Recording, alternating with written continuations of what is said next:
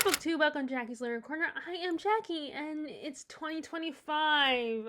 I would have filmed this earlier in the month of like a few days ago, but I didn't really get a chance to. It's kind of hard to find film opportunities because even when I'm not working, sometimes I don't get a good moment to, where I can just hang out in my room and not have to worry about Murphy or watching Murphy or anything like that. And I don't want, and it's just hard to film with, and because he's a puppy, it's kind of hard to film with him. I can't just bring him up to my room and he'll just get into stuff in my, and eat my socks or like mess with the stuff on my desk or mess with my pillows on my couch. And it's just, and then he'll want attention from me, wanting to pet him because, he's a puppy. So he's still, and the dogs we had before were adult dogs already, so they were more chill. And like, even if they wanted attention, they would still, do this.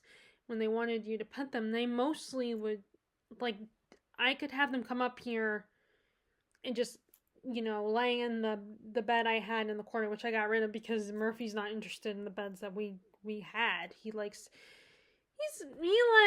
colder surfaces. Like, he was like, last night my mom took a picture of him hanging out in her shower. And he loves hanging out in the bathroom, or we have I think it'd be considered a tile fireplace, and he will lay on that too. And instead of getting a traditional dog bed, my mom just got a little, pad and one of the in a sort of bed, like it, a sort of bed that was like, a cooler surface. And even then, he doesn't lay on it that much. So yeah, thankfully, since my dad, because it's too cold for my dad to go golfing or anything or go fishing, so he's staying home. I do feel bad for him because those are his hobbies. And the only thing he can, although he has gotten to puzzle, he loves doing puzzles. So, and every year for Christmas, he always gets a puzzle. And so he'll do that. And I try to get into doing puzzles too, but it has to be 300 pieces because I cannot do over 1,000 pieces. Because it's too much. And, all the little pieces and everything, trying to put them all together and, trying to, like, look at all the different colors. I just lose patience. And so 300 pieces is the easiest for me. But even then, like, I was trying to do this 300 piece puzzle of, I think it was 300 pieces of, the movie Elf. And even that, like, it was basically, the scene was New York City with all the people, including our main characters, Buddy and, I can't remember the kid's name. His brother, his half brother, and in Jody, or and Walter, and I cannot remember the wife's name, off somewhere, and all his elf friends and all that in there.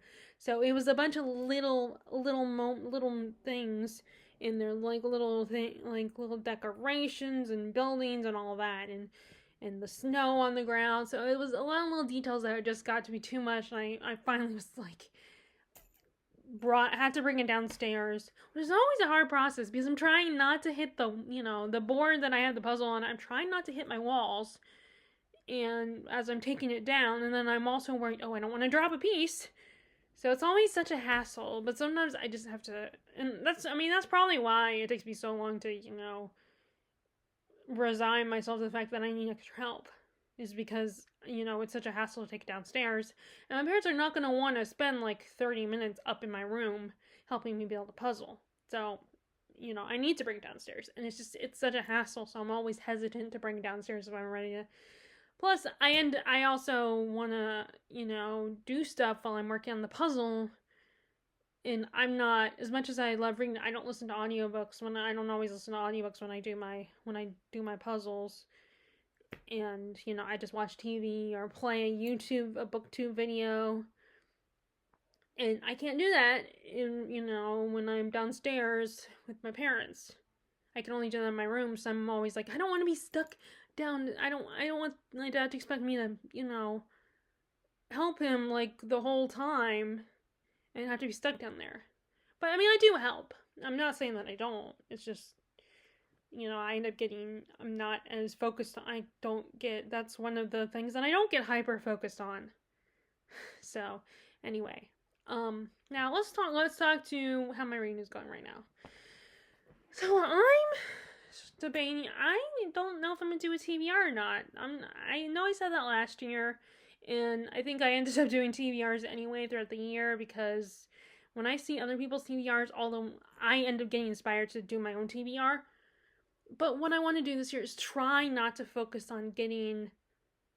Like, I still want books to talk. If I decide to do a wrap up for you guys, which is the other thing I debate about doing wrap ups, like at the end of every month, I might go back to that whole quarterly wrap up thing, that I did in, I think it was 2022 when I did that, or it might have been 2021. I don't remember, but I tried a quarterly wrap up thing, and the only problem was I kept forgetting to do it, and then I would do it a few days later.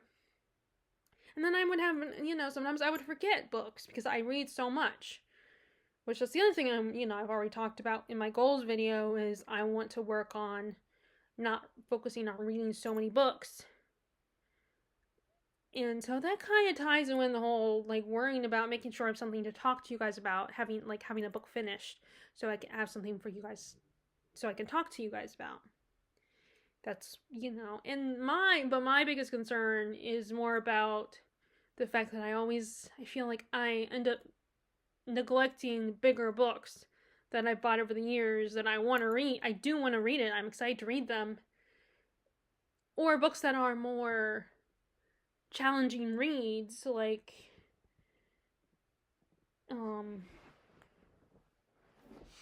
something like this, where I don't know, where I worry that it's going to be confusing to me, and, if I don't concentrate only on this book, then I'm going to get lost, I'm going to lose interest, or I'm going to think it's boring, when maybe it's really not, it's just confusing.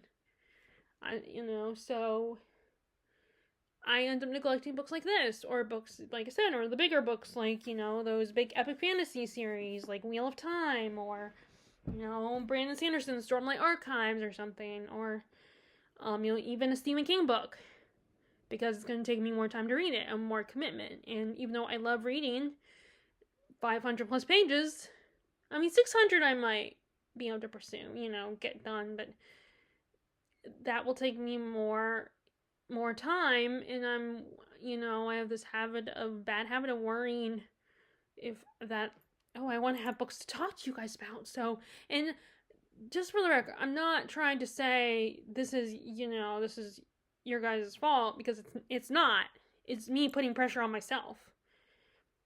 And so this year I want to concentrate on not putting this pressure on myself, and just worrying about and it's not that I don't I'm rushing, it's not that I'm rushing through my books or anything, or trying, only reading books because, I gotta check this off my list.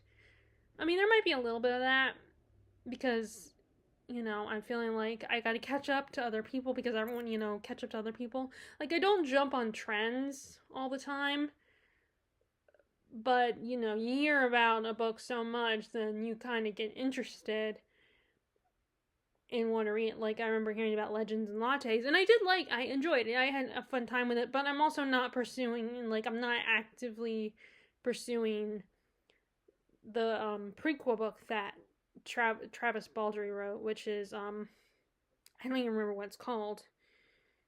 But, in which, it's funny because that one actually takes place in a bookshop. Oh, I think it's a bookshop and Bone Dust. That's the one. I'm not actively pursuing that one. I have not picked that one up yet. If I start going to the library again, then maybe I would probably look there to get it and just borrow it, or I could get it off the Kindle. I don't know, but I'm not actively trying to pick up books like that. But when I do hear about a book a lot, then yeah, and I'm not trying to say, oh, I'm not like everyone else. I don't jump on trends, or I don't try things. I mean, I guess it does sound like I'm saying that, but really, I'm always, I'm just thinking about, because Elliot Brooks was doing a video on trends comparing, looking at the last 5 years and thinking, has fantasy evolved and changed over the years? And, I was thinking about that for myself, and do I jump on trends? And I'm always behind when it comes to trends, I feel like. Because I don't want to, I don't always like buying like the hardback books. Most of the time I try to stick to the paperbacks, and like the only time I might buy a paperback is getting it used. Like one of the used bookshops, including thrift books, then yeah, I might get a paperback. But even on thrift books, I don't actively buy paperbacks. My first thought is getting a paperback. But I just bought The Bee Sting by Paul Murray, which is a newer book, and it's a hardback book because the paperback has not come out yet. And I bought it at Given's Bookshop. So that's the only time that's where all my hardback books come from, is Given's. And then when Black Castle was still around, there was a possibility I'd get one from there. But before I get a hardback book, I focus on getting the paperbacks first. So that's why, I don't, and paperbacks come out before hardbacks in the US come out first. So that's kind of, so I don't always get the new releases. And then, I don't always, not all the trends interest me. Like, Romantasy, I've read some Romantasy. It's not entirely off the table. Like, I enjoyed Sarah J. Maas when I got into it. Which, yeah, I guess in a way that was kind of a trend, Sarah J. Maas. Although I think now it's slowing down. It has slowed down over the years. So she's not as popular. But she still is often on the Goodreads Choice Awards. But she wasn't this past year, because she doesn't have anything coming out yet.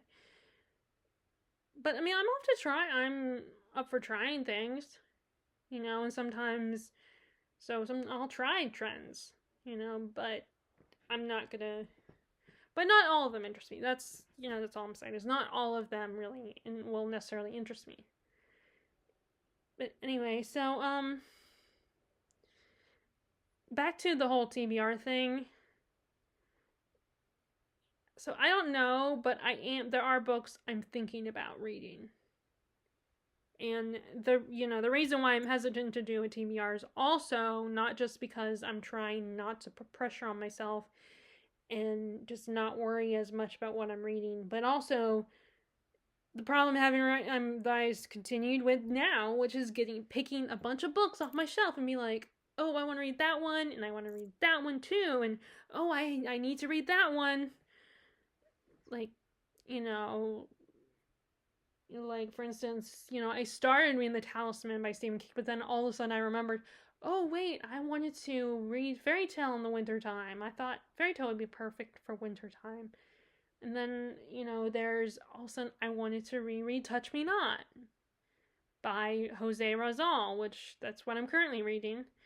And then there's still some shorter books I want to pick up. And then, there's books like Grace of Kings, where my uncle got me the last book, so I'm thinking, oh, I need to, I need to start reading that one. And my dad did remind me when I was debating about bringing it with me, and I think I did I don't know if, I don't remember. No, actually I didn't. I left it at home. But when we went to go to my Lola's for Christmas, I thought about bringing it with me, and my dad pointed out, well, Uncle David doesn't really care. Won't really care. I mean, you're not going to hurt his feelings or anything if you're not reading it. And it's not necessarily about that. It's more, I know deep down that I'm not going to hurt anyone's feelings, but I do still feel guilty and feel like, oh, like the Pillow Book. But again, I'm not going to bother saying the author's name because she's a Japanese author. And I didn't Google, and I, again, did not Google to hear how you're supposed to say the name. I should do that. You know what? I should do that after I'm done filming, is Google it So Google her name so I can figure out how to pronounce it. So next time I talk about it, of course I might forget anyway. Anyway, that was a book that Terry got for me. I was about to say Christina. Christina isn't in my friendship circle anymore. I mean, I don't mean that in any way. It's just she's a friend from a long time ago. So that's that's why I'm thinking about that name. But Terry got me that book for Christmas in 2023. So I'm like, oh, maybe I should read that. I should finally pick this one up. So that was one of the ones I brought with me to my Lola's house, and I talked about it a little bit when I did my I think it was my December wrap up. I think I mentioned it that I did start reading it, but I didn't get very far. I read only a little bit because it's not one of those books that has chapters. It's like a diary format. And as I said in that video, I was expecting a setup like The Tale of Genji, but actually, like I said, but it's not like that. It's actually like a diary. So even though, yeah, I don't think her feelings would be hurt if she knew that I hadn't read it until now. But I still feel a little guilty and feel like, oh, I've had this for so long, I should read it. And it also kind of goes with one of my themes, one of my projects this year. Which that's the other thing. I'm like looking at my books and like, do these apply to my projects? And then on top of that, I also Simon Savage and his mom. I cannot remember her first name, but her channel name is Savage Musings or something like that. They just did I just watched their video where they gave their prompts. They do, the last few years they've been doing their own readathon where you have prompts. Like, you read a book with a snake on the cover, or you read a book that's a certain color, that's your favorite color, or read a book, that came out the year you were born, like those kinds of prompts. And I didn't want to fully commit to it, so like I didn't join the group on Storygraph, but I wrote them down because I'm thinking about it. So that's the other thing that I wanted to do that, but I also feel like, but I set my reading projects and I did a video where I talked about my reading projects, so I feel like I should stick to those. I mean, granted, I can do the other one as well. But then, it might be a little too much for me, so we will see. And I don't even know if all my books will apply to those prompts. Because what I would like to do is stick to the books I own, even though they said in their video, oh, if you have to get it from the library, or you want to use it as an excuse to buy a new book, you can do that. But I kind of want to stick to the books on my shelf, and actually, that I already own. And actually, what made me even more determined to do this, to consider it, to actually prioritize my own books, is because I just watched Jared Henderson, his video on that he's doing a no buy this year. I mean, like, well, although he said mostly no buy, he's also, if it's a book for, his work or something, then yeah, he might buy a book. But yeah, kind of again another time where I felt a little called out, in feeling like, I have a lot of books that I need to get to, and I don't think I could ever fully do a no buy, and maybe that means I have a problem that if I can't do that. But yeah, but so as long but it's my life, and as long as I make sure I read some of the books I own, and make sure I, remove books from my shelves and try to have some time in between before I do a next purchase, then I think I could be okay. I mean, I did though, because, which I guess you could say I didn't have to take this. Maybe the fact that I, did this anyway, again, this means I have a problem because, I could have easily just let this go, but there was, thrift books, their system, if you have an account, there's a point system and levels where you get this many points, you get to next level. Like, the first level is bookworm, and then the next level is literary, and I can't remember what the other ones were. There's two more. In fact, they added a new one at the end, last year. and you get points for those. And if you get to right before you get to the next level and you get enough points, you get a free book. But it has to be under a certain price. Which is the other thing I tried to. My mom, when I was kind of explaining to my mom because she was asking me about it, and I was trying to explain to her, it's like first she was like, well, because she knows that I've made it clear that I don't like mass market books anymore, and I was trying to explain to her that, the books on Thrift Books are all regular size. I mean, yeah, they have some mass market, but they're all regular size, so they're under, and all of them are under, most of them are under $5. I mean, or I should say under $6. And the ads on YouTube that I see say under $5, but actually no, they're not all under $5. And some of the more newer books, and of course the hardback books, are going to cost a little bit more. And books that are actually in new condition. But I think what the ads are saying is that the books, there's a lot of books on there that are in really good condition that are under $5. Or, like I said, it really is under $6. So I was trying to explain to my mom that, no, if they're on Thrift Books, the books that are under $6 are not mass market. Because they don't have mass market. Or, I don't think they do. I don't think mass market's an option anymore. I mean, I think you can still get mass markets. But, they don't sell them. I don't think they sell them anymore, or at least... I think books that are the Harlequin romances and stuff like that, I think those you can get at mass market. So I was trying to explain to my mom that, no, none of the books on there are mass market. So if it's under $6, that does not mean it's mass market. And I don't think she understands. And also, most books are mass produced now anyway. So I think I don't think she entirely understands what is the difference between mass market and the regular books. So yeah, that was an interesting conversation. That was a frustrating conversation. But anyway, so yeah, I did just order 3 books, but two of them were books that I was hoping to get this year for Christmas. I did ask for them, but I ended up not. I mean, I appreciate my gifts. I love my gifts. I love the books I got. Especially the books that my sister got me. And then, of course, the ones that Terry got me too. And the ones that my sister got me, I was debating about buying them for myself anyway, which were the Atlas of Middle-earth and then the artwork of The Hobbit, because they're not they're not like novels, they're like coffee table books, kind of. And, I was debating about getting those, I was hesitant to buy them for myself because of that. And she got them for me, so I was really happy to unwrap those. I was very excited. And it goes with the book that Terry got me, which is a biography on Tolkien. So I was happy. It's just, at the moment, I was thinking about these Filipino books Filipino literature books I wanted to get.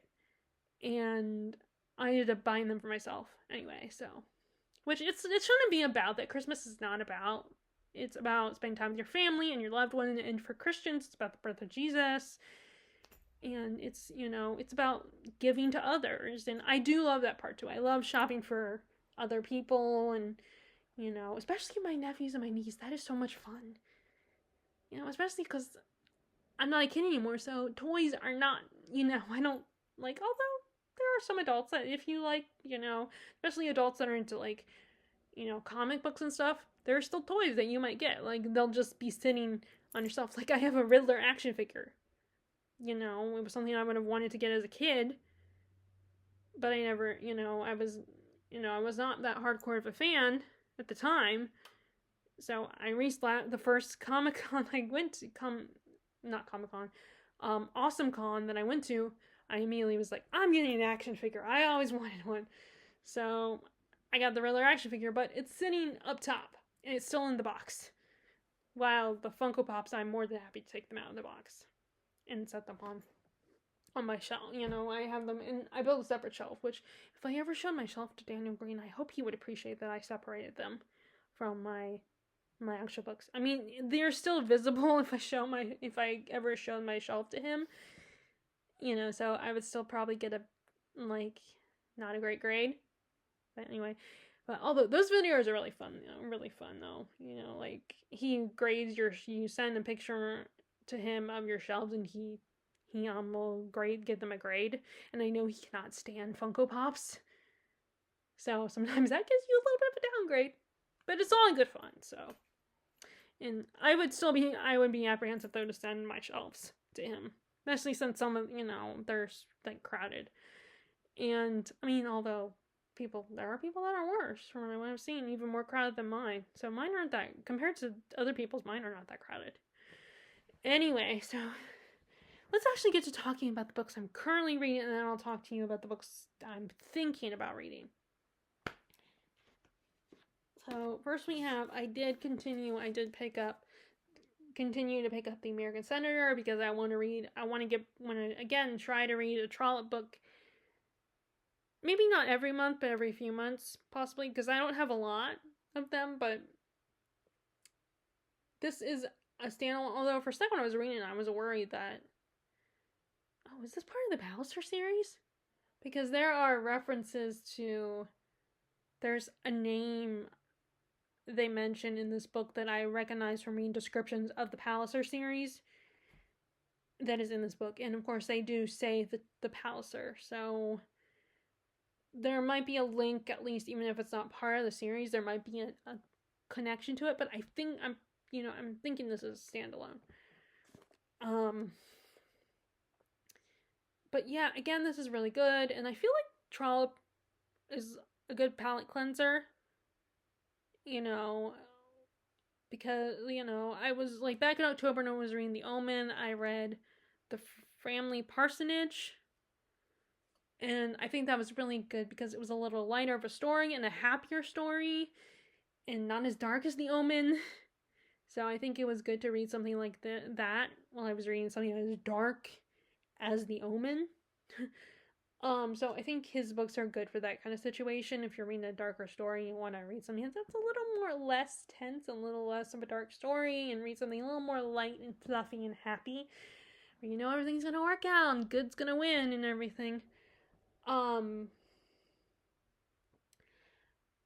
But yeah, this is really good so far. You're seeing the difference between the two, the British culture and the American culture, comparing the two. But there's a lot more fun. I mean, it's funny that it's called The American Senator, but he's kind of a background character. Like, he's an observing character. Like, he's not the main one, which I guess in a way, Mansfield Park did the same thing. Jane Austen did the same thing with Mansfield Park, where the main character is more of an observer and stuff isn't happening to her. Like, yeah, they're trying to, you have Crawford, Henry Crawford, trying to flirt with her, and trying to pursue Fanny, the main character of Mansfield Park, and she's, they're trying to get her to do the play in the beginning of the book, and she's pining after Edmund, and he's in love with Mary Crawford, and all that. So, but most of the time things are just kind of happening to her, or she's observing things. And although the American Senator, Grodobed, does get involved, he gets involved with one of the conflicts of the story, which is that these guys are fox hunting, and then they discover a fox has been poisoned, and they figure that it's a the farmer, Mr. Growley, who's responsible, and they want to punish him. He deserves consequences in their mind, and Grodobed kind of feels bad for him and wants to help him, and and he thinks it's unfair the way they're treating him, especially because his crops are being eaten by the foxes. So he's just trying to protect his land and, his food and stuff. Meanwhile, these people are probably thinking, oh, he killed this precious sacred animal, and, we can't have that. Even though they're hunting foxes, I don't know how that works. I don't know if when you hunt foxes, if you actually kill them or not. But, I mean, sometimes there are some hunters that, it's more the thrill of catching the animal and then letting it go, and then you let it go. That's kind of how fishing is. Like, sometimes you have to put the fish back. Like, that body of water doesn't want you to actually harm, take the fish. So you have to let it back. Of course, the fish still gets hurt because it gets hooked. But yeah, so and I definitely have mixed feelings because I love animals, and I'm like, don't hurt the animals. Like when it comes to stories, I'm like, forget the human. Don't I don't care if you hurt the human. Don't hurt the dog or whatever. But I also eat meat, so and I'm probably never gonna become a vegetarian. Like I just don't see it happening. But I understand if the animal's eating your crops or whatever, then yeah, that's not, even though it's instinct, it's natural for them. They see food, they're gonna eat it. So you can't really, what are you supposed to do except for prevent them from getting in? And then, but a fox could probably easily slip through a fence, depending on the kind of fence you have. But I kind of understand why this guy is getting a little like, he doesn't want these foxes to eat his, this is his food source. He owns a farm, so you can assume that the crops will be his food. So it's an interesting situation. Like I definitely can see both sides. And I think these characters are being, if they would just communicate with each other and try to find ways, but the British are like, we don't like you. You need to go away. With the American Senator, you're getting in the way. You don't understand us. And the guy's like, and then the American Senator, Greta, is like, why? This guy is trying to live his life, and this is his food source. And if these animals are messing with it, then you can't entirely blame him for being like wanting to get rid of the animal. Especially if that's the only way to stop the animal, because like I said, some animals can get through the fence. Even if you have a fence. But anyway, so there's that plot, but there's also the plot of these two women trying to find, husbands getting pressured to get married. You have the one woman who is, I guess, I'm starting to realize, I think she's came with Greta Bed.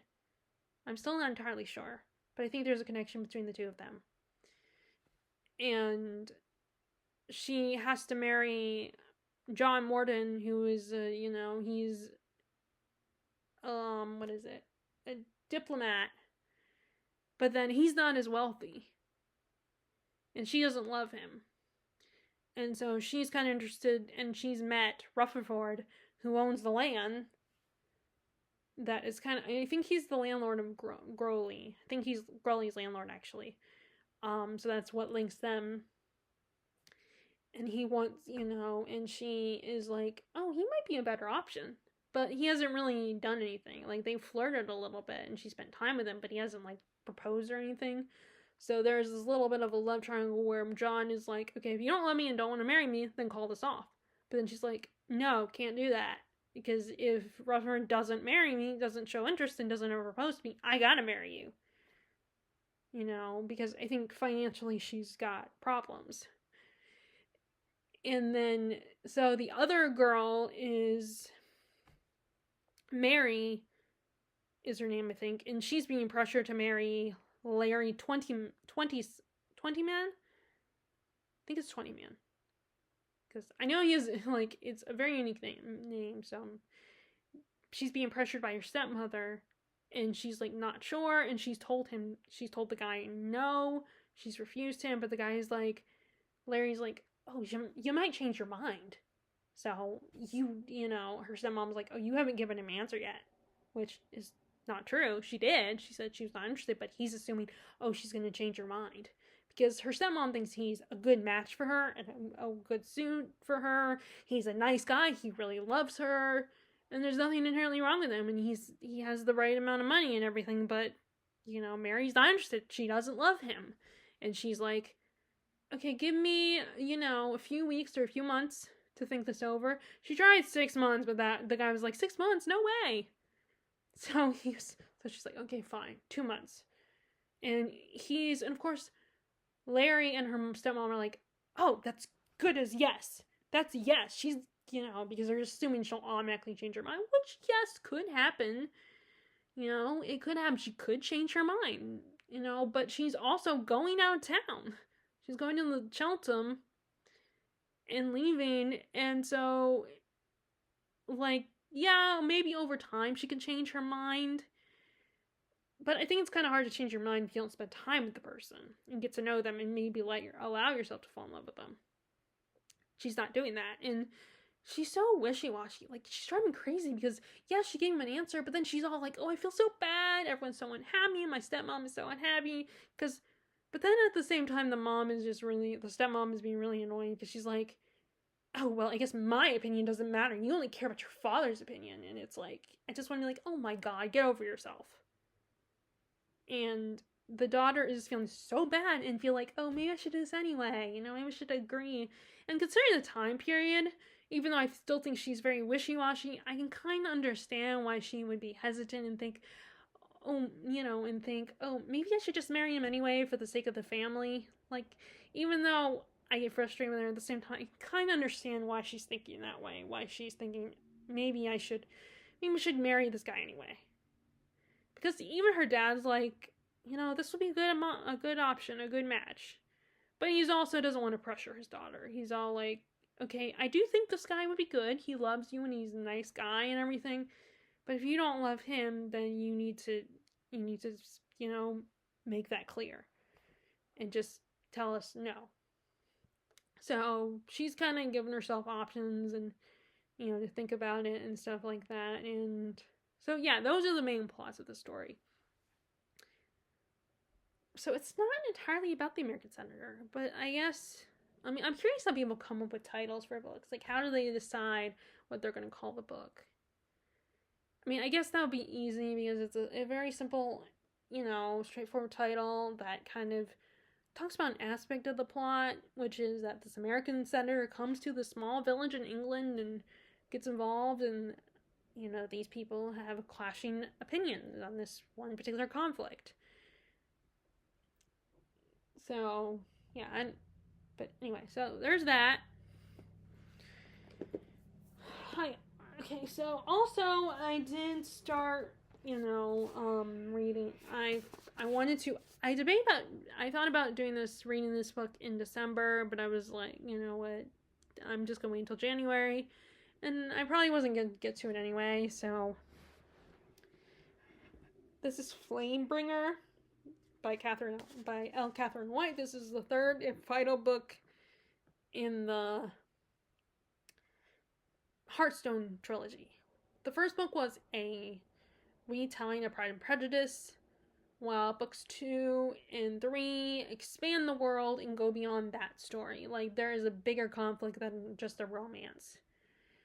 And I just love how I love this idea of it, like, taking a classic story that's set in the real world and, has real world problems, and the main plot is, marriage and society and everything, while this one still explores those themes, but it also explores the idea of, but because it's a fantasy, it also explores this conflict of this big epic war and magical creatures and good versus evil, and, and also we have the struggles of the main couple, who are like, the one woman who is still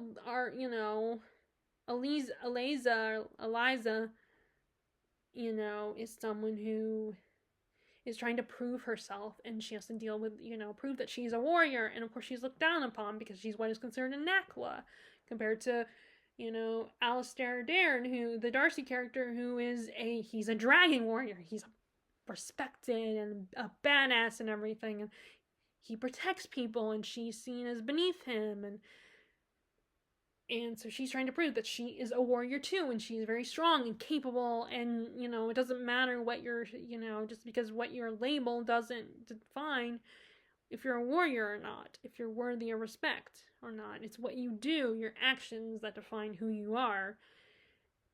And so she's still dealing with the fact that people see her as beneath him, and she has to earn their respect, and she's also dealing with the fact that, she wasn't able to protect her little sister. And so now she has to protect, she wants to protect the people and her, in Dared, and wants to protect her newfound family and everything. So, and she doesn't want to just sit in the castle and wait around. She, you know, she wants to fight. And Darren, of course, is very overprotective and doesn't want, you know, because she, you know, and she's not as strong as him. She's not a trained warrior. She doesn't understand or know this world as well as she thinks she does. Because she still has little experience. I mean, the second book, Dragon Shadow, definitely gave her more experience. But, yeah, she is very limited, you know, which is funny, something that happens later on in this book, in the Flamebringer, that kind of calls back on the fact that, you know, he was like, you don't have a lot of experience. But then, and then you have Dared, who is someone who is, he's a warrior, he has to bring honor to his family, they are a very valued, important family, and there might be some secrets about his family that he doesn't, and especially about his dad, that he doesn't like. Not everybody loves his family. And he is dealing with the consequences of what happened at the end of the very first book still, and he's struggling with, what if I'm not who I think I was? And he also, you know, he's also a protector. It's actually his job to protect. Not, you know, not just his family, but the people. He has to do it. Unlike Aliza, who, sorry, I still don't know how to say her name, who doesn't actually have to do it. You know, it's not her job, but she feels like she should because she is one of the older siblings of her family, of the Beltane family. And she has a sense of pride, as Pride and Prejudice. And so, but he's dealing with, and then, you know, there are things that happen to him, to Dared at the end of the first book, there are consequences to them, and it's affecting him in the present of what he's, you know, having to deal with and stuff. And then, so what's nice is that they had the love triangle in the first book, so as the story progresses in the books 2 and 3, there isn't an actual love triangle this time, which is nice, so because it just focuses on them as a couple and what they're dealing with, you know, and them trying to deal with their issues as people that are expected to protect and represent this world. And like I said, there's a bigger threat looming that they are not aware of, that they're thinking, oh, we did, you know, everything's good after the events of the first book, but oh wait, no, things are happening, it's gone where that was just a preview what happens in the first book. So I'm enjoying the second book, this third and final book. I'm having a good time with it, and I am going to probably donate it to Gibbons Bookshop so that they can have more fantasy books and other people can enjoy this trilogy, because I think it is really fun and exciting, and I might wait before I actually donate it, because in case I decide to do a review of the whole trilogy, or, you know, or just to like I might save it for a whole year. I don't know. I'll see. I might, you know, I might not. What I might do is just do a quick review at some point when I'm done with this book, which hopefully will be soon. Not that I want to rush it, but the book isn't that long of a read, and I definitely want to keep turning the pages and keep going, find out what happens next. Like, I'm not gonna slow down that much. I'm not gonna just read 1 or 2 chapters and then I'm gonna stop. Read a chapter and then stop. I'm still gonna, you know, it's just I'm gonna relax a little bit and not worry if I end up picking up a longer book. But that will still be a struggle. So those are that. And my reread is, I'm rereading this one. So this is my first Filipino literature, though it is a reread. What I might do is pick up Lola's House. I'll probably pick up Lola's House next, but I might wait until February to read that one. But yeah, I'm glad I think rereading it for a second time is really good, because, well, I think first of all, I think having read A History of the Philippines by Luis, I cannot remember his last name. That, I think that really helped, getting some background and having other Filipino literature under my belt helped as well. And there's to have to really appreciate this and to get into it. And I've obviously been thinking about it since last year, and it's actually, this is around the same time I read it the first time, so I read it again. And like, there were things I feel like I misinterpreted or I misread the first time I read it, and now I think I'm understanding a little bit better, and I'm figuring out, okay, that's what happened at that moment, or that's the character that is referring to. Like, I think it really helps that now I'm more aware. And also, I did do a note card of some background, so that when I talk about it, I can share that stuff as well. And continue to practice my cursive. Now I'm trying to just write everything cursive now, except for in my little in the two planners that I bought. I'm also like that. I'm just, when I fill out my activities for the day, I'm doing in print, but everything else I'm doing in cursive. But anyway, so yeah, I cannot wait but I will talk about, and this time around I think I feel comfortable doing a review for you guys of this book, so that I have more, I feel like I could have more to say and more to discuss with you guys. And like I said, and again, I feel like doing a actual review will really help get this book on people's minds. I mean, I started talking about it again because it is a favorite. I consider it a favorite. And like I said, my goal is to continue to get people into Philippine literature, because I feel like that's an Asian culture that you don't hear a lot of people talk about. Okay, so those are the three I'm reading. So currently, all the books I'm thinking about reading. Okay, well, first, these are some shorter books, like Bellchamber by Howard Sturgis. This is a classic I'm unfamiliar with. I didn't know about this one. And this publishing company, the NYRB. Does it say what the acronym stands for? I never remember what that acronym stands for. Like, obviously the first is... Oh, here it is. Okay, yeah. So New York Review Books. That's what the acronym NYRB, which, I mean, NYRB, that I obviously knew what that meant. So it was really the R I wasn't sure about.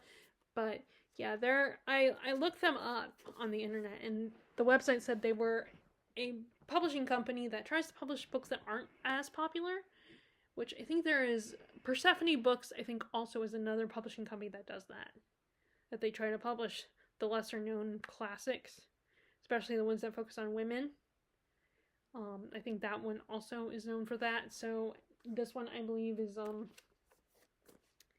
no, the New York Book Review of Books is also a publishing company that does that, because this one, and then even the Recognitions by J.R. I mean, oh no, not J.R. J.R. was one of the books he wrote. William Gaddis. He's one that it was only thanks to Leaf by Leaf, Chris from Leaf by Leaf, that I was introduced to William Gaddis.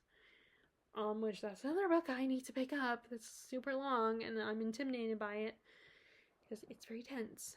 And long, and he also is someone who does not use quotations and stuff like that, which is annoying because I get confused. But I haven't given up. I have not given up yet.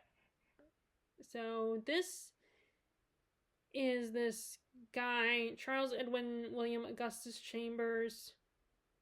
He is a Marquess and an Earl. He has a lot of titles. And so he's known as Saint. He's just a good guy. He doesn't really fit in with his family.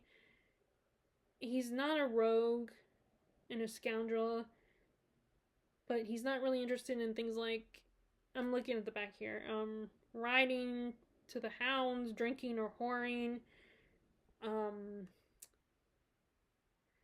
but he admires his tough mind and puritanical mother, but he doesn't have strong moral self-assurance. And he's just very sensitive and physically and delicate and sexually timid, and he's very intellectual and honest and just decent. And he's not very assertive. So he's not exactly, like, he doesn't fit either side of his family's mold. But then he has to basically take over his family's inheritance and the responsibilities of that. But he also has to deal with his younger brother Albert and his cousin Clyde. And and then he also has to get married. So I'm just looking at the back of the book and refresh my memory. Once I start reading this, I will be able to talk about it more thoroughly. But yeah, I've been wanting to read this one as well. It just sounds, it sounds like I can relate to this guy. I mean, not his problems, but just his personality I could relate to. But yeah, so I was really intrigued by the premise of this, and how this guy is, like, because the idea of a character that's just a good person and doesn't fit in with the standards isn't 100%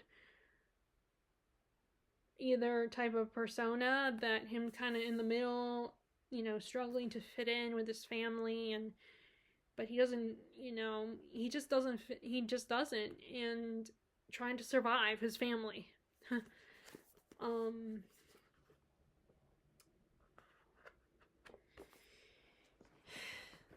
And then we have, so this one we got the Illustrated Classics, those hardback books that they are originally white.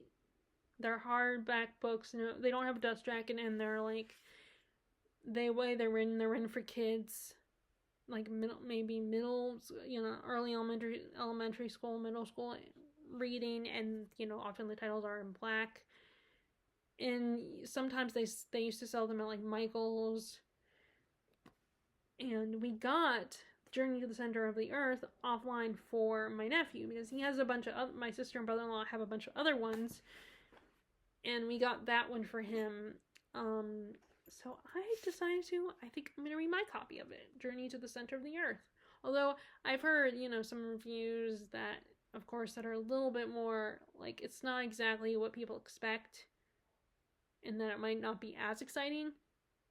But I want to read it. I liked, Around the World in 80 Days. I thought that was really fun. Although I kind of like the recent movie that came by, that starred Steve Coogan and Jackie Chan was in it. And I don't know who the actress that played the love interest was, but she was a French actress. I don't know her name though. I remember Steve Coogan's name. I actually remembered it this time. But I really like that movie. But I also liked the book too. It's just, I preferred the movie over the book. Which I know that's blasphemous, but the book was a little bit more exciting. The movie was a little more interesting. But yeah, so I'm gonna read this. And then I guess I'll have to watch the other. I don't know if there was a movie before, but there was that one movie with Brendan Fraser and Just and Josh Hutcherson. But it was a little bit, I think it doesn't 100% follow the story. And it actually refers to the actual original Jules Verne novel. So it's kind of not necessarily an adaptation of the book, but it's like an adaptation, it's kind of I don't know what that'd be called, but like, it's not a direct adaptation because it's referring to the original book in the movie, I believe. But I would like to watch that. I would like to watch that when this comes out. And I think that's Disney. I don't know if that's Disney or not. So if it's Disney, it'll be really easy for me to get it. But anyway, so I figured, I would like to get to this one. So that soon, so I can, so that when my nephew reads his version, then we'll be able to talk about it together. Possibly. Of course, he's only, he might not want to discuss, he might not be as into talking about it as I would be, because he's only 10, or he will be 10 in June, in July. It's their sister that's a June birthday. And it's at the end of June 30th. But yeah, so actually his birthday's in July. So that's when he'll be 10. So I don't know if he'll be as interested in talking about it, because he might get distracted, but we will see. Either way, I want to read it. So these two I might read, now. And like these three are more of a possibility of me reading them now. And then we have, for my Tolkien project, we have the Silmarillion. This was, obviously I already started. I'm on chapter 16, I think. Yeah, chapter 16, which is called the Maeglin of Maeglin. And as I like to call this, I always like to refer to this as basically the Middle Earth Bible. Because it's basically the origin story of Middle Earth and Sauron, and how he came to be, and how he created the rings and all that, and the history of the elves and the humans like Rohan, and I cannot remember what the other kingdom was called. What was that? I cannot remember what Aragorn's kingdom is called. Rohan and... As soon as I'm stopped filming, it will pop into my head, or maybe later on in the video it will pop into my head what the other kingdom is called. But yeah, so it's basically the origins of Middle Earth, and to me, this is basically the Bible of Middle Earth. And although I would be hesitant to read, I had thought about, I wonder if I should start over, but then it's like, I'm on chapter 16, and I could also just look it up. And there are so many, like, the Atlas of Middle Earth even talks about what happens in this book a little bit. So maybe I don't even need to reread it, because I could look it up, and then the Atlas talks about it. So yeah, I can just pick up where I left off. But yeah, this, but it's kind of a challenging read, because it is written, like I said, does feel like you're reading the Bible. The way it's the writing style, or it just feels very archaic. The way he tells the story of the races in Middle Earth and Sauron and everything. And I don't even think I think I've read a little bit about Sauron. And I don't know, I'm debating about watching Rings of Power. I mean, Caroline Marie Reeds likes Rings of Power. I thought it was pretty good, so I might watch it anyway, just to see. But I know a lot of people are gonna, we're not. A lot of hardcore fans that have already read this, or read Tolkien's books, are not happy with the direction that it went. Especially with, what is her name? That one, Cate Blanchett's character. What is her name? I cannot remember. She's, the Queen of the Elves, or whatever. I do not remember her name. I cannot believe it's escaped me right now. But, people were not happy how she was done. They, it doesn't the way she behaves in Rings of Power doesn't make any sense, I think. Or at least that's what people say, but anyway, so I feel like these three I want to get to sooner rather than later, but I have the time when I read the Silmarillion, because I can't have distractions when I'm reading this book. So for the Rory Gilmore reading challenge, I want to pick up Les Miserables by Victor Hugo. And I was just watching Tristan in the Classics. He did a video about, if you want to read more classics. He's been doing a lot of those videos lately. I think a lot of people are doing those kinds of videos. Talking about not just their reading goals, but ways you can improve, the ways you can fulfill your reading goals. And because it's still the beginning of a new year. And he was talking about how if you read 12 pages of a book, just 12 pages, set aside time when you read 12 pages, either right before you go to bed or in the morning, which I kind of missed my opportunity to do that. But also I wanted to get, I want to get this one read and finished.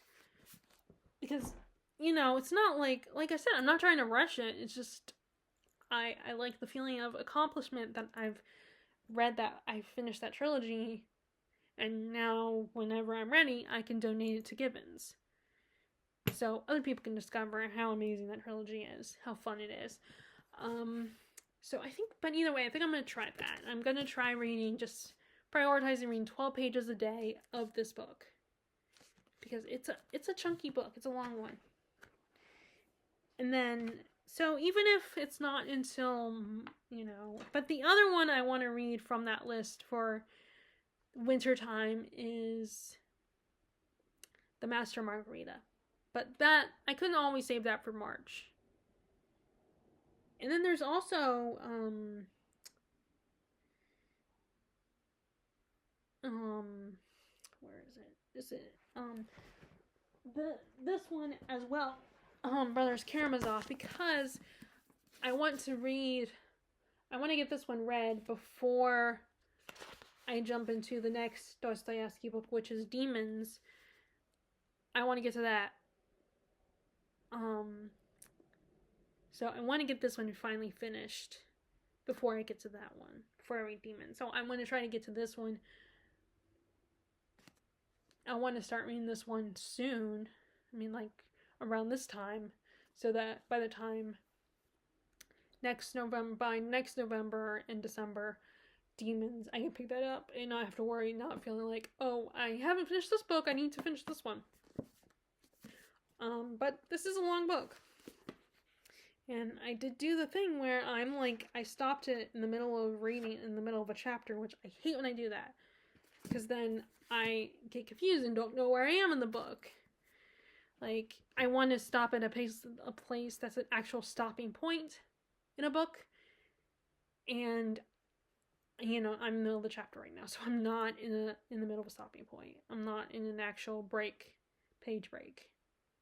So I have to figure out where I am, and I have to reread the page, and so I like to do that. So these two, I feel like, should be priorities as well. But then, like I said, as I mentioned earlier, there's like Grace of Kings, which my uncle got me the last book. So I want to pick up this one and finally start reading the series. I mean, I've read some of it already. Like, I've gotten pretty far. At least with this one, I'm on a page. There's a page break with this one where I stopped. So that really helps.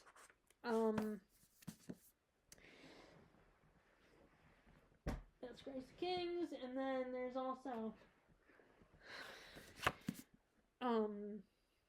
like I said, I keep thinking, I thought about this one. And this one I kind of thought about reading in December because it starts on Christmas. But then I ended up changing my mind right before we left for my Lola's house. So I ended up not bringing it with me when we went there. But I'm wearing this necklace that my sister gave me. My sister and the fam gave me. And every time I wear it, the little, how sometimes when you have those latch necklaces where like they have the hook and then you have that extra piece that's hanging. Well, every time, for some reason, it gets twisted so that this is hanging in front of me. And I don't like that. Because to me, this is the front, this is the back. So I'm like, I have to keep switching it, turning it around every time and switching it, making sure that goes in the back. But then it's going to end up in the front again when I move. At some point throughout the day.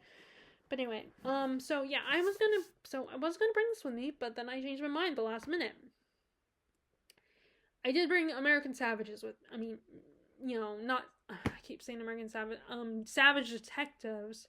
I did bring that one, and I started reading that one, which last time I talked about that book still remains. I have not picked it up, but again, my feelings still remain that I like it, I'm enjoying it, it's a fascinating story, but there was a part of the book that was so hard to read, because just the way that the male character was talking about this woman that our main guy is, has feelings for and is dating. The other guy was so derogatory about the love interest, and I'm just, it was so hard to read it because I was like, he had the whole she asked for it attitude, and it's like, I doubt that she asked for it. And it was so hard to read, and I ended up skimming. Like, that's the only time I will skim, is if it's a part that I'm just so uncomfortable and just am so angry at the character. And it's just making it hard for me to read it. And I was already in a situation where I was like, reading it when I was in the car, and there was already the talk radio. My parents were listening to talk radio, and because I'm not the driver, I don't get to decide what we listen to on the radio. So it was like, or if we're not going to listen to the radio at all. Which, yeah, I mean, I agree. Completely silent in the car is just, I don't like that. I have to have something on in the background. Like some kind of, I have to have music or something. And it just, that was, so I was already kind of irritated because I just was trying to tune out the talk radio and concentrate on my book. So combine that with the fact that I could not stand being in that male character with that male character, and hearing how we talked about the woman, the love interest, the main character's love interest. It was annoying me so much and frustrating me. So I was like, so I actually skimmed in that case. But anyway, so I haven't picked it up again, but I will pick it up. And the same with Shogun. I haven't picked up Shogun either, or the Pillow Book. Like none of the books I've really, from the books I brought with me on that trip, I have not picked up since. But that's what happens when I go on these trips. I'll bring a bunch of books with me, and not all of them will get picked up again for a little bit. But yeah, so. But a lot of people's reviews on this book were saying that they felt like it required lots of concentration, and that sometimes if you're not paying attention, you might miss some stuff. I guess Thomas Pynchon says that it's in there, the clues and everything, what you need to know, what's important. It's just you got to really pay attention. So I was like, okay, maybe I should not bring this with me. But I'm going to pick it up again. And then maybe eventually I'll get Gravity's Rainbow and read that one. That's the famous one by him. So so this one is I'm considering. We also have, I think, The Emperor of Ocean Park. I might save that for March. So I might put that one back on the shelf. The problem is I see these books, I look at them, and then I'm like, oh, but I still want to read them. So I just gotta not pay attention to, not look at them, and I mean literally just, just not think about the book and just put the book back on the shelf and not stare at me like, and be hesitant, and just go to my shelf where I had it and put it back. Like, I know it's weird, it seems weird, but really, as soon as I look at the book and give myself a second to think about things, that's when I'm hesitant. I'm like, oh, but actually I need to get, like that almost happened with Moby Dick just now.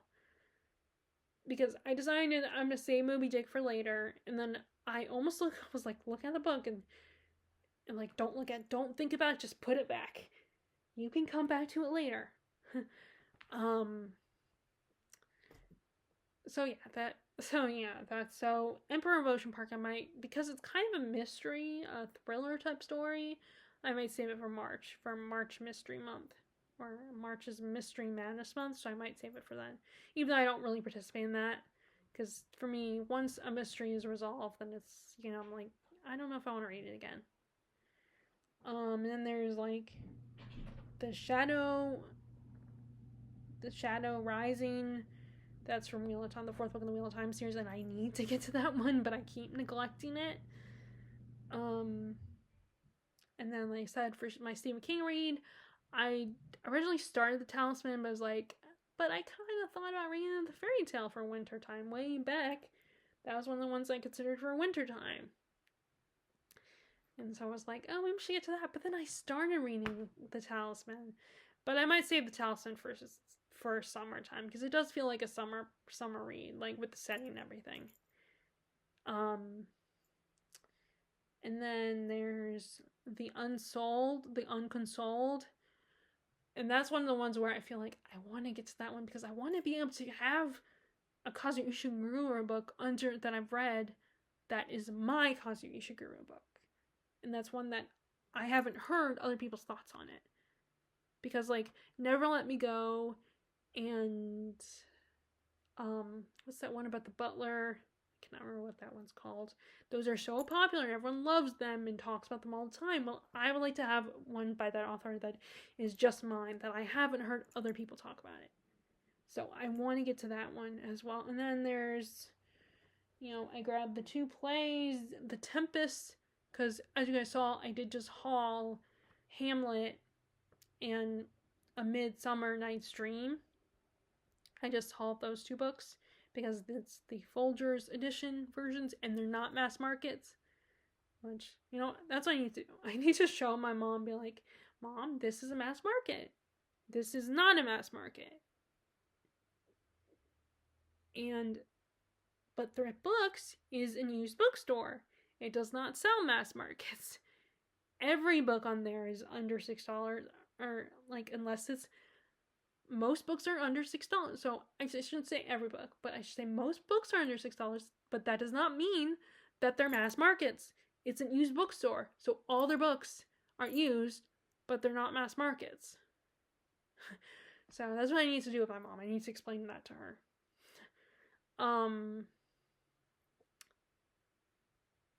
But anyway, so I grabbed I wanted to, because my original thing was I wanted to read The Tempest next.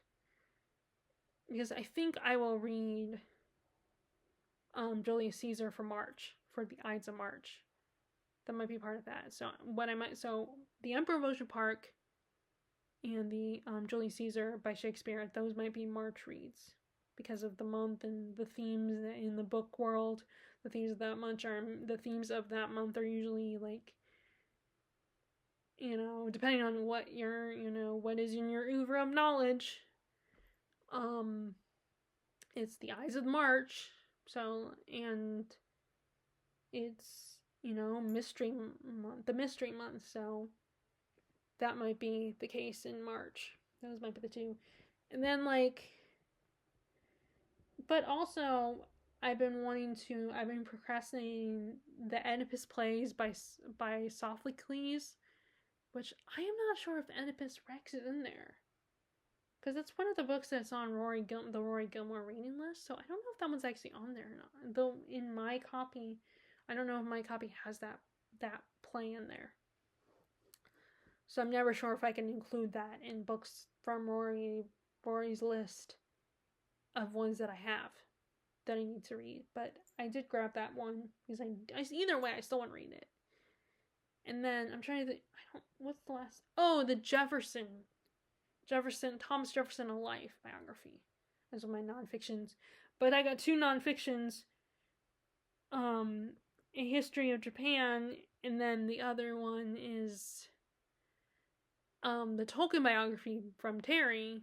And I'm like, oh, those are a little bit shorter. I might want to read those next. But I'm like, no, I gotta read the Thomas Jefferson biography because I just got that one. And I don't want to lose my momentum of reading presidential biographies because that's another project I would like to do this year. So yeah, there's a lot of projects I want to do this year. And then there's also the very first biography that I ever got from when we first moved here. So Christmas of 2016, the Walt Disney biography, and I still have not continued with it. I keep picking it up and reading a little bit at a time, but it's a long one. Although, again, just like with the John Adams biography, which the last chunk of the book was actually just acknowledging the people that helped David Macaulay get all his information to compose the book, giving credit where credit's due, made the book seem longer than it really is, because there was a lot of acknowledgments, a lot of pages on giving thanks to all these people that helped him. So that kind of made it look like it was longer than it is. And the same thing with the Walt Disney biography. The Walt Disney biography is not as long as it seems because there's a lot of pages that are acknowledgments and saying thank you to people and giving credit to the people who helped write that book and where he got a lot of his information to write it. And I'm all for honoring, respecting those people, but let's face it, I'm not going to read that part. I'm not going to go through that list and read all those names. So I do that. I should prioritize, but let's face it, I'm probably not going to because it's still kind of long. But again, I am trying to, so maybe I should still do it anyway. And I will eventually get that one done. Like, maybe I'll read a little bit more. Later on, like maybe in March. Maybe I'll start reading that one as well. But anyway, so yeah, those are all the books that I'm thinking about reading. But I probably won't get, I don't know which one. They are going to be basically the January, February reads. Pretty much. So what I might consider doing is like trying to do an every 2 months check-in. Maybe that's what I'll do. So because I seem to forget when I do quarterly check-ins, because it's been like, it'll be 3 months and I will totally forget. So maybe I'll do an every 2 months thing. But I don't know what you guys think about that. But anyway, so yeah, I do. So that is how it's going right now with my reading.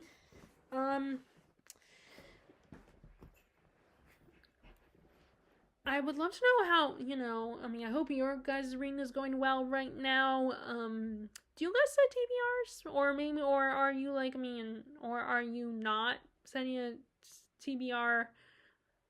Do you not set TBR? Is there anyone out there that is just like, any of the people subscribed to me, do you guys worry about, like, do you have the same concerns I do about, like, trying to make sure you slow down with your reading and try not to think about, like, getting a bunch of books done within the month? It would make me feel a little bit better if I knew that, I was not the only one. Although I'm sure I'm not, because there's a lot, there are a lot of videos like Jared Henderson, Tristan and the Classics, and other people that I think this is definitely a thing that a lot of people are thinking about doing, like slowing down with the reading. So I do know I'm not the only one. But, I'm just wondering if anyone who watches my channel feels that way as well. So if you guys like this video, please give it a thumbs up. Click subscribe if you haven't already. Click the bell icon below to be notified. It does really help my channel grow. And, let's face it, I still want my channel to grow. But I love you guys. I really appreciate your support of my channel and watching me. And I appreciate all the, it's actually surprising all the that some people give me like positive like compliments and stuff. It's kind of, it's very nice and flattering. So I also appreciate that as well. And I will talk to y'all later. All right, bye.